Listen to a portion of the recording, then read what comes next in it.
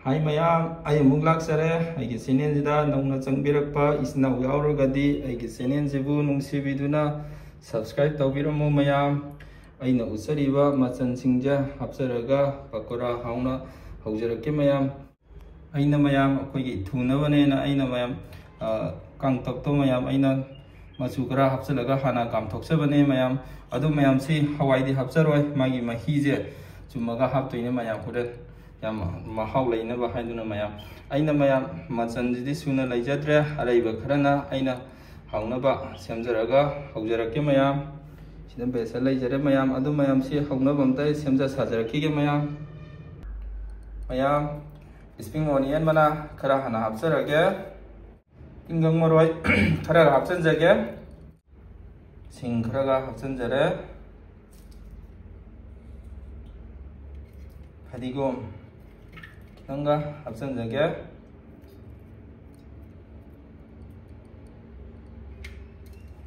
umorok aina kitang soiraga thamjabane mayam manam nungsinaba nako mayam jira mapum kitanga hapsanjage aduga soda kitanga hapsanjage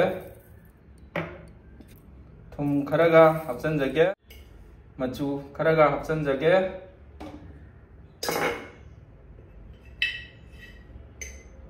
duga jira powder kharaga hapsanjage hadigom maru asuba powder kharaga hapsanjage morok powder kitanga hapsanjage siamtai mayam tokai jagige mayam thau hijare aina thau di khagadi sabdi hogjare mayam ado pakora amani han thajajage mayam ai non sticky tawa do adudadi hogadabani adubu aina khanga chawudoina hogjare mayam koren bora hubu matamda mayam akoigi ising amu kik taba yade pakora horupadadi aduna aina sai thone na aina khanga achawujuda aina hogjabani mayam mathang ai amta hogjarakige kono usarake mayam pakora hubu haiba sidi thumaina tu ising khara kikadi yade mayam adunane mayam tu chi wodi mayam tu da long taw thuraga mayam pum thurai si bra mayam tu mai ising kikadabne mayam ko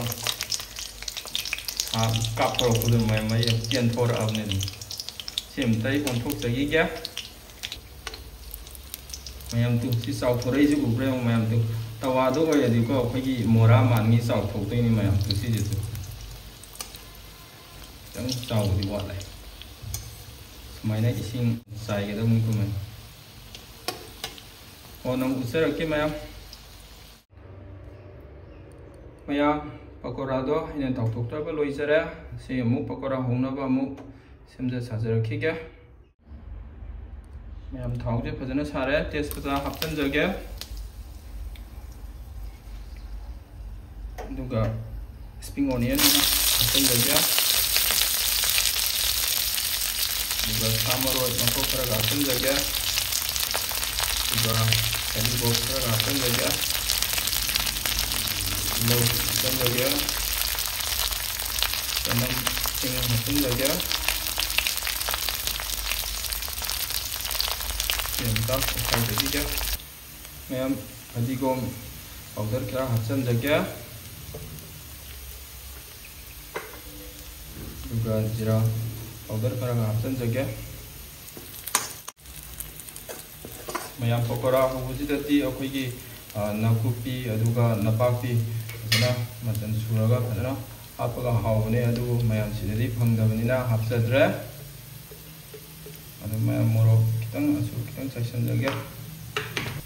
mayam aini ngasai hawai mahiga hapsanjage mayam tu mahije phadana saure thum hapsanjarage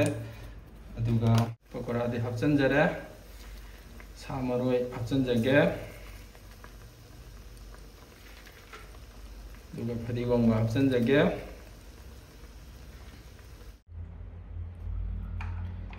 mayam pakora di thonggoloi jare adu mayam aina sa asigi saga dabado adu gatang semjarake khangdadi khara lehori mayam ꯍꯣꯏ ꯃꯪꯒꯟ ꯑꯩꯅ ꯇꯥꯎꯊꯣꯛꯆꯕ ꯈꯔ ꯍꯥꯞꯆꯤꯟꯖꯒꯦ ꯑꯗꯨꯒ ꯕꯨꯖꯤꯌꯥ ꯃꯀꯨꯞ ꯈꯔꯒ ꯍꯥꯞꯆꯤꯟꯖꯒꯦ ꯑꯗꯨꯒ ꯇꯤꯅꯤꯡꯈꯣꯛ ꯈꯔꯒ ꯍꯥꯞꯆꯤꯟꯖꯒꯦ ꯑꯗꯨꯒ ꯁ꯭ꯄ꯭ꯔꯤꯡ ꯑꯣꯅꯤꯌꯟ ꯃꯅꯥ ꯈꯔꯒ ꯍꯥꯞꯆꯤꯟꯖꯒꯦ ꯇꯤꯜꯍꯧ ꯈꯔꯒ ꯍꯥꯞꯆꯤꯟꯖꯒꯦ ꯑꯗꯨꯒ ꯐꯗꯤꯒꯣꯝ ꯈꯔꯒ ꯍꯥꯞꯆꯤꯟꯖꯒꯦ ꯑꯗꯨꯒ ꯃꯣꯔꯣꯛꯇꯣ ꯑꯩꯅ ꯈꯤꯇꯪ ꯁꯣꯏꯖꯕꯅꯦ ꯃꯣꯔꯣꯛꯁꯤ ꯌꯥꯝꯅꯗꯤ ꯍꯥꯞꯆꯔꯔꯣꯏꯒꯦ ꯃꯌꯥꯝ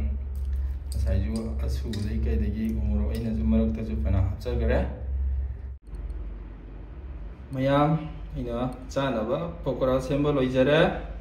ꯑꯗꯨꯅ ꯃꯌꯥꯝ ꯑꯩꯒꯤ ꯆꯦꯅꯦꯜꯁꯤꯗ ꯅꯧꯅ ꯆꯪꯕꯤꯔꯛꯄ ꯏꯆꯤꯟ ꯏꯅꯥꯎ ꯌꯥꯎꯔꯒꯗꯤ ꯑꯩꯒꯤ ꯆꯦꯅꯦꯜꯁꯤꯕꯨ ꯅꯨꯡꯁꯤꯕꯤꯗꯨꯅ ꯁꯕꯁꯀ꯭ꯔꯥꯏꯕ ꯇꯧꯕꯤꯔꯝꯃꯨ ꯃꯌꯥꯝ